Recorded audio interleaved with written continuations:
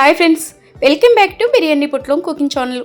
ఈ రోజు అయితే చాలా సింపుల్ రెసిపీ అండి. తక్కువ టైంలో ఇంట్లో కూరగాయలు లేనప్పుడు చిటికలో చేసుకునే రెసిపీ మాత్రం మిస్ అవ్వకుండా చూసేయండి ఫ్రెండ్స్. ఏ విధంగా చేస్తే టేస్టీగా ఉంటుందో ఈ రహస్యాలు ఈ పాతకాలపు పచ్చడిలోనే తెలుసుకోవచ్చండి. అంత టేస్టీగా ఉంటుంది. చిన్నప్పుడైతే నా మేనత్త గారు చేసేవాళ్ళండి. నా మేనత్త గారు లేకపోయినా ఈ భూమి మీద ఆమె చేసిన ఈ రెసిపీ మాత్రం మా మదిలో ఎప్పుడూ ఎల్లకాలం ఉంటూ ఉంటుందండి. చూడండి, ఈ విధంగా ఆమె చేసిన ఈ పచ్చడి మాత్రం చాలా టేస్టీగా ఉంటుందండి. అదేవిధంగా అదే టేస్ట్తో నేను తయారు చేసే ఫ్రెండ్స్, మీరు ఎలా చేయాలో చూసేయండి. నేనైతే 100 గ్రాముల చింతపండును ముందుగానే నానపెట్టుకున్నాను. ఈ విధంగా నాకు టైం లేదు ఫ్రెండ్స్, ఎంత నానపెట్టుకోవాలో మీకు చూపించలేకపోయా. చూడండి, నేను 100 గ్రాముల చింతపండు ముందే నానపెట్టుకొని కాస్త పక్కకు పెట్టుకున్నాను.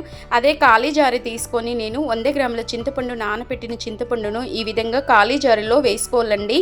ఇలా చూడండి, చింతపండుకి తొక్క తీయాలి, గింజలు తీయాలండి. అప్పుడే టేస్టీగా వచ్చేస్తుంది మనకి. తింటుంటే కూడా డిస్టర్బెన్స్ లేకుండా 1 స్పూన్ నేను సాల్ట్ వేసుకొని 1.5 స్పూన్ నేను కారం వేసుకున్నానండి. ఇలా మిర్చి పౌడరు చూడండి, చిన్న గరిటెతో నేను 1.5 గరిటె వేసుకున్నానండి.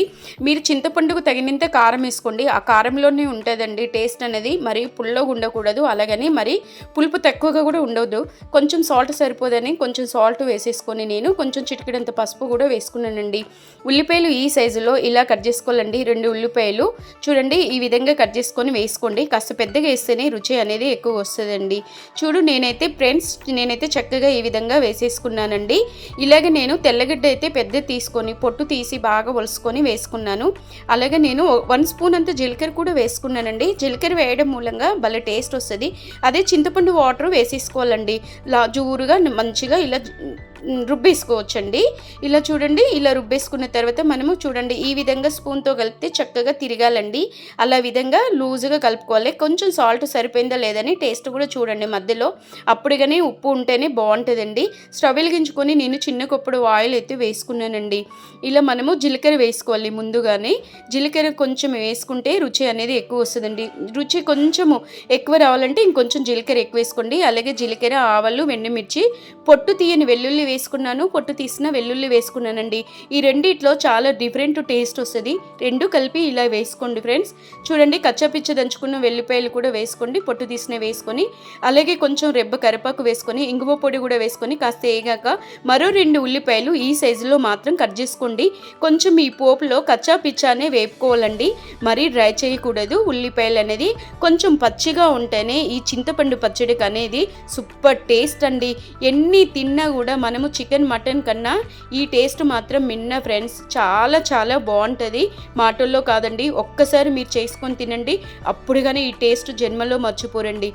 రుబ్బి పెట్టిన చింతపండు పచ్చడి కూడా ఈ విధంగా కాస్త ఉల్లిపాయలు వేగిన తర్వాత వేసేసుకోవాలండి. ఇలా చూడండి, నేను వేసిన తర్వాత చక్కగా ఓసారి ఇలా మనము సిమ్ములో పెట్టి వేపేసుకోవాలండి. 1 నిమిషం పాటు ఈ విధంగా వేపేసుకోండి. 1 నెల 2 నెలలు ఫ్రిడ్జ్లో పెట్టినా ఉంటుందండి. మామూలుగా బయట పెడితే ఒక 20-25 డేస్ ఈజీగా ఉంటుందండి. వెనకటి రోజుల్లో ఏ ఫ్రిడ్జ్లు ఉన్నాయండి, మంచిగా ఇలా నూరుకొని ఉట్టి మీద పెట్టేసుకొని పొలం పనులకు వెళ్ళే వాళ్ళము. అలాంటి మనం ఈ రోజుల్లో ప్రతిదీ ఇలా ఫ్రెష్గా చేసి ఫ్రిడ్జ్లో పెట్టే కన్నా బయట పెట్టి తిన్న 20 డేస్ ఖాయమండి. అంత బాగుంటుంది, పాడవకుండా. అంత టేస్టీగా ఉండే ఈ పచ్చడి మాత్రం మిస్ అవ్వకుండా మీరు చేసేయండి ఫ్రెండ్స్. నేనైతే తయారైపోయిన ఈ చింతపండు పచ్చడిని ఒక బౌల్లో అయితే తీసి పెట్టుకుంటున్నానండి.